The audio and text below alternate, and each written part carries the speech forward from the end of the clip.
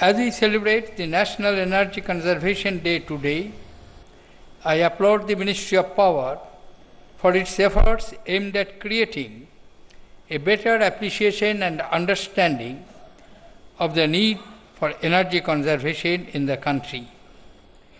I am delighted to witness the colorful and inspirational paintings drawn by the children in the painting competition organized as part of the event. It is a good occasion to involve school children in promoting the cause of energy conservation. Once Mahatma Gandhi observed, I quote, "Mother Earth provides enough to satisfy every man's needs, but not every man's greed," unquote. The spirit of conservation has to be instilled from a young age. Children have to be actively engaged in promoting conservation of resources to ensure a better tomorrow. I congratulate all the award-winning and participant children, and most of them are quite young, almost kids. I congratulate you. Ladies and gentlemen, energy is increasingly recognized as a strategic commodity. Any supply constraint can adversely impact the economy of a country, more so of a developing country. India has embarked on a high growth strategy to achieve all-round development.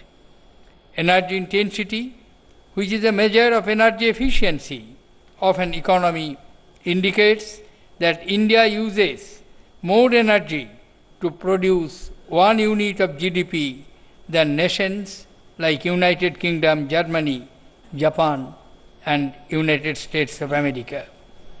The high growth envisaged by us require greater amount of energy, while the domestic sources of energy is increasingly subjected to more number of competing uses. In today's macroeconomic context, we stare at the acute prospect of having to incur huge foreign exchange outgo to buy expensive energy from abroad. Energy security has indeed become synonymous with national security. India is the fourth largest consumer of energy in the world after US, China, and Russia. Accelerated industrialization, growing urbanization, and an emerging consumer society has led to a significant increase in energy demand. Meeting the energy needs of the population in a scenario of increasing supply limitations has posed a formidable challenge for sustainable economic growth. As an effective strategy to counter this growing difficulty, the growth in energy demand vis-à-vis the growth of GDP has to be contained through improved energy efficiency. Resource use efficiency and conservation are critical for the agenda of inclusive growth and development. These elements deserve top priority in the way we utilize our scarce natural resources. Energy conservation also implies the substitution of costly imported energy by cheap energy. This will help in reducing our foreign exchange outgo. Conservation of energy is a critical development imperative that has multiple positive spin-offs. Distinguished guests, ladies and gentlemen, active government intervention is crucial to achieve sustainability in the usage of energy resources. 12th Five-Year Plan recognizes the importance of evolving a low-carbon strategy for inclusive and sustainable growth. A national target to increase energy use efficiency has been set. It will bring a 20 to 25% reduction in the energy intensity of our GDP by 2020. The National Action Plan on Climate Change recognizes the need to maintain a high growth rate for increasing the living standards of the vast majority of people while reducing their vulnerability to adverse impacts of the climate change. A range of initiatives has already been identified as part of the climate strategy of India. It is important to ensure that these strategies are translated on the ground through comprehensive programs.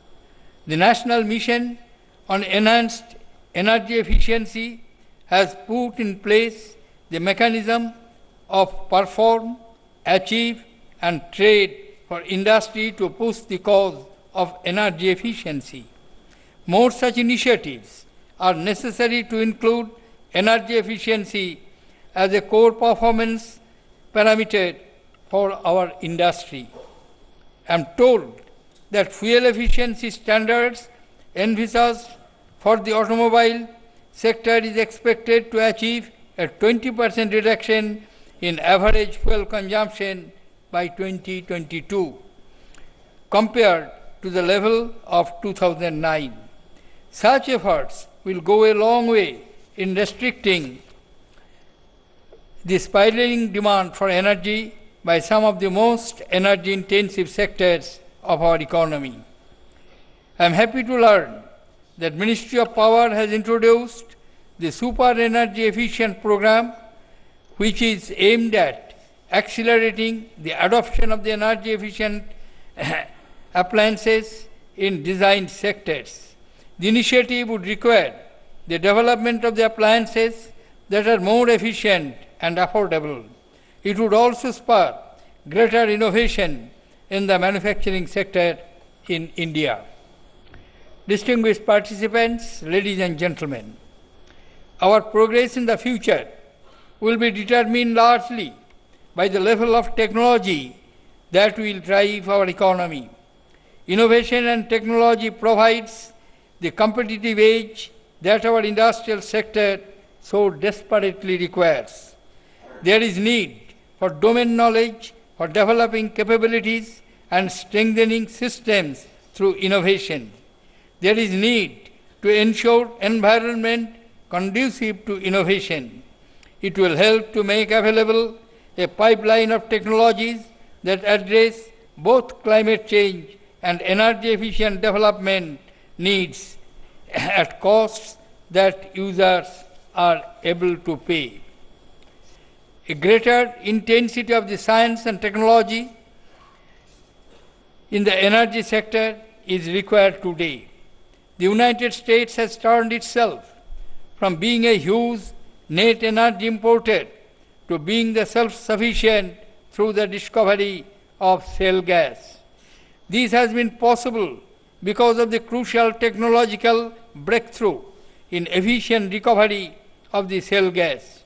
Likewise, the parameters for developing future technologies in India have to be defined. Our scientists and technologists have to engage themselves in the cause of making our country self-sufficient in energy. Policy making also has to be proactive to identify problems, highlight trends, develop scenarios, and recommend policy options so as to avert any crisis. I would like to conclude by saying that we have to be conscious of the need to conserve our resources through their utilization in a truly sustainable manner. Efficient use of resources has to begin from our homes. Educational system have to be utilized extensively for integrating the concept of sustainability into the social systems. I extend my best wishes to the school children who have actively participated in the National Energy Painting Competition.